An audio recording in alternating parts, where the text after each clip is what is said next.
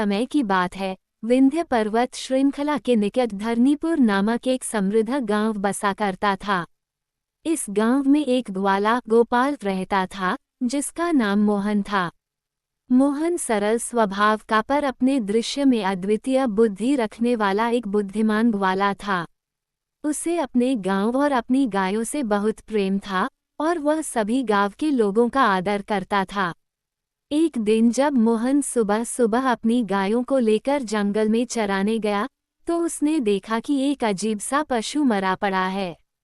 वो पशु वहां के किसी भी जानवर से अलग था। मोहन ने अपनी बुद्धिमानी से सोचा कि यह किसी जानवर की और किसी प्राणी की करतूत नहीं हो सकती। वह समझ गया कि यह किसी शिकारी द्वारा की गई हरकत थी। जब वह शाम को गांव वापस आया और इस बारे में सभी को बताया, तब गांव वालों में खलबली मच गई। उन्होंने फैसला किया कि इस मामले की गहनता से जांच करनी चाहिए।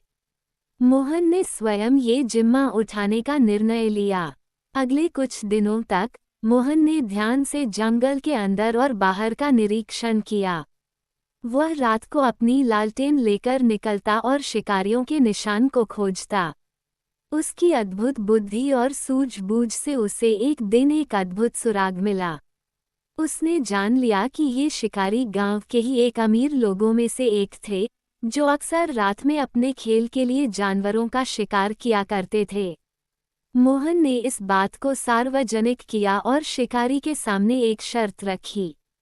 शर्त ये थी कि यदि शिकारी ने अपने कर्मों का पश्चाताप किया और गांव की भलाई के लिए काम करना शुरू किया, तो वह उसे क्षमा कर देंगे, अन्यथा पूरे गांव और राज्य का कानून उसके खिलाफ कठोर कदम उठाएगा। शिकारी, जिनका नाम दुर्जन सिंह था, ने मोहन की शर्त को मान लिया और उसने अपने बुरे कर्मों को छोड़ दिया। उसके बाद से धरनीपुर गांव में शिकार करने की कोई घटना नहीं हुई। मोहन ने अपनी बुद्धि और साहस से न सिर्फ अपने गांव की रक्षा की, बल्कि एक बुरे आदमी को भी सही रास्ता दिखाया। इस कथा के प्रेरणा स्रोत से समझ आता है कि बुद्धिमानी से बड़े संकट को भी हल किया जा सकता है और सत्य एवं अच्छाई की हमेशा जीत होती है। उदाहरण